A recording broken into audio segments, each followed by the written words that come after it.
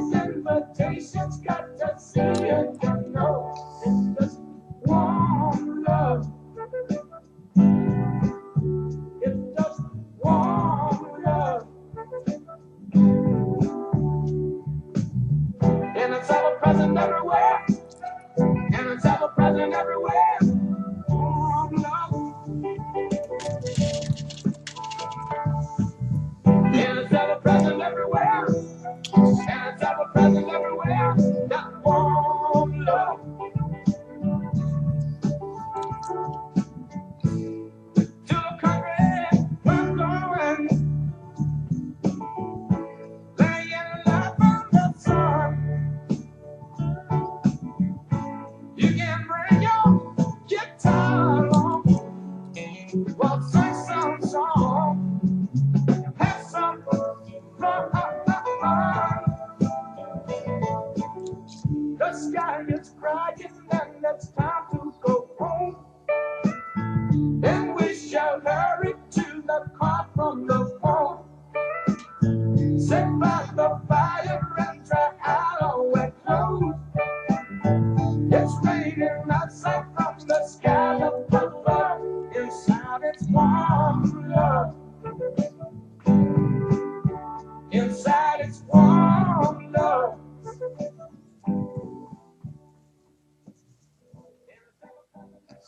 Okay.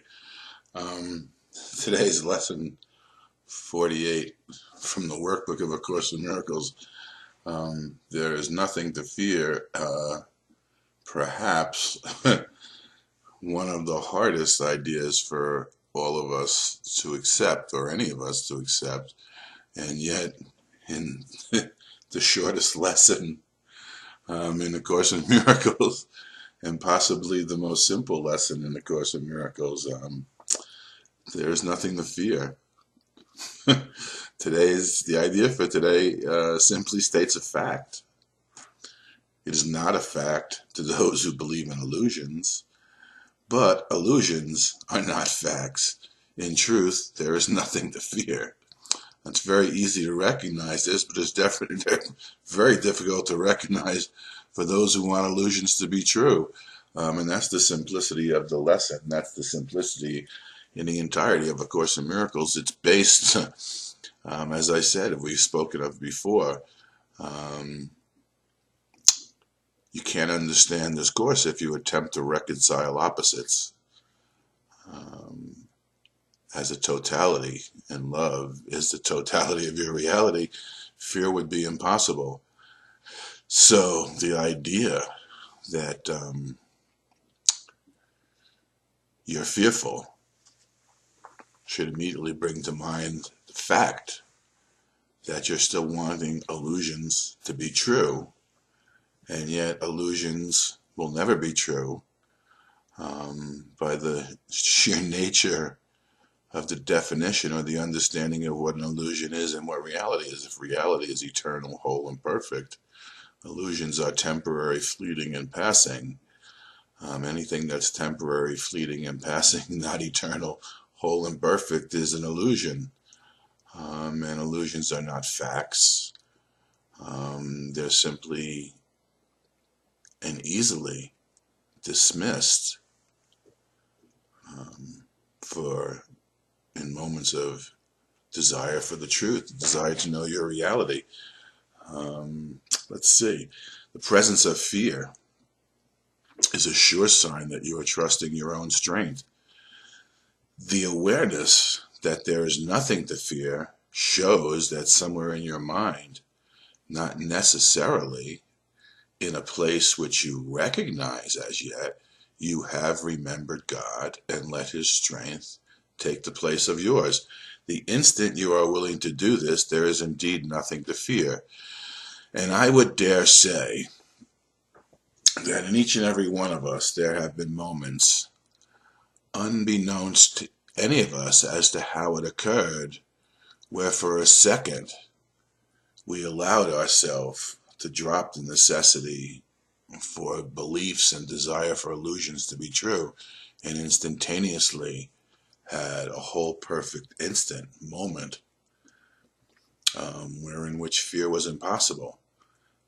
We may have recovered from it due to the capricious, insidious, baffling, and cunning nature of the ego and its need to co-opt your attention and divide you into thinking that love and hate or love and fear can coexist. But the nature of your reality is such that it's impossible. If light is true and real, then darkness is just an impossibility. And we really need to begin to not justify our thinking. We can come up with all manner of reasons why we can be fearful or should be fearful, but there's no need to justify any of them. And that's what this is attempting to get you to make the decision to no longer do. But it's very difficult to recognize for those who want illusions to be true. So the simplicity of it is, in moments of fear, you just recognize, no, I still want the illusion to be true. And that's the dissatisfying nature of the desire. Illusions will never be true. You'll never be able to make them true. The fact that they're fleeting means that they don't last, and so why would you want them to be true? Now, my suggestion would be this. For many of you, and certainly for all of us when we first began this, this was not a simple fact. And yet, as Jesus is saying in the lesson, it's just simply stating a fact. There is nothing to fear. My lesson, my justification for the lesson as true, and my commentary is going way too far and taking much too long, actually, because the lesson is so short. It's so simply stated, there is nothing to fear. But perhaps we haven't come to that recognition yet, or we haven't, in our, let's say, present awareness, we haven't been able to allow that to be so. All we really need to do in those moments would just look at what our preference would be. Just look at what your preference would be. This is really a simple way to do this exercise. Would you rather there be nothing to fear, or would you rather there be things that are fearful? Which would you prefer? Because the power of decision is all we have relegated ourselves left of free will. The power of decision, the decision to make, the ability to make decisions, is all that's left here within space and time in this moment of the free will with which we were created. So you just have to look. I mean, it's a simple statement. Which would you rather be true? Would you rather there be nothing to fear? Or would you prefer that there are things that are fearful and therefore you should be fearful? I don't think anyone in their right mind would want there to be things that are fearful and to exist in a state of fear. That's my belief. That's what I find to be true. If I look into my heart of hearts, why would I want to be fearful? And why would I want there to be anything to fear? Why would I want for my brother to be fearful? And why would I need to have anything for him to be fearful of? And I'm sure when you examine your own conscience and look into your own consciousness, the decision's quite simple. Now, that's all that's required of us. The simple willingness to let this be true. The simple acceptance of the statement that there's nothing to fear, and we would prefer it that way. Because now we're beginning to prefer reality over illusions.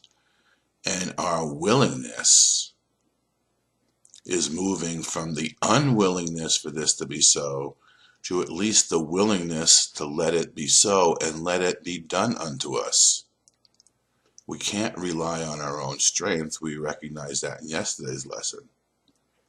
So the strength that this little willingness is calling upon is the totality of the strength of the reality with which you were created and which you still continue to have available to you from the auspices of the Holy Spirit, the Spirit of wholeness that keeps us forever within the ability and choice for our reality to be true and for illusions to be just that, illusions, not truth, not reality whatsoever.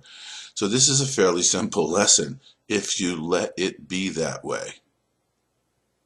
The question is not, in a sense, are you fearful and are there things to fear? The question is, would you prefer that there be nothing to fear? Would you prefer that for your brother and yourself, there be nothing to fear and nothing to be fearful of? And I couldn't imagine any of you wanting to exist in a condition of fear or wanting your brother to exist in a condition of fear for any reason whatsoever. And the strength that we call on with the little willingness to let this be so allows for the Spirit of wholeness, the Holy Spirit, and the recognition of what's true by our own decision to begin to unfold in our mind and allow it to be made manifest for us. So today, say this lesson to yourself. Look into your own heart and mind. You'll find that willingness. I'm sure of it because it's already there. It's true. It's the truth of it. It's the truth of your nature. It's the truth of your whole perfect divine nature that this be so, and therefore it will be made so for you. Forget about how. Don't worry about how. Leave the how to one who knows how. And we learned yesterday that obviously we don't know how. We don't know how no matter how much we try, how much we try to predict what we need, think we know, or anything. It's not possible. Forget about how this will be made true for you. Just look at your own heart and mind. Find the willingness to let it be so. And that little willingness will combine with the totality of will, that is the will of the Father, the Son, and the Holy Spirit within the kingdom. And you'll begin to have momentary glimpses and experiences of your own true self as you get the result of your own decision. You must get the result of your own thinking. You must get the result of your own mind. You must get the result of your own decisions. And each and every moment you can make the decision to will with the will of the Father that there is nothing to fear. Illusions will never be real. They are not your reality now. They never have been.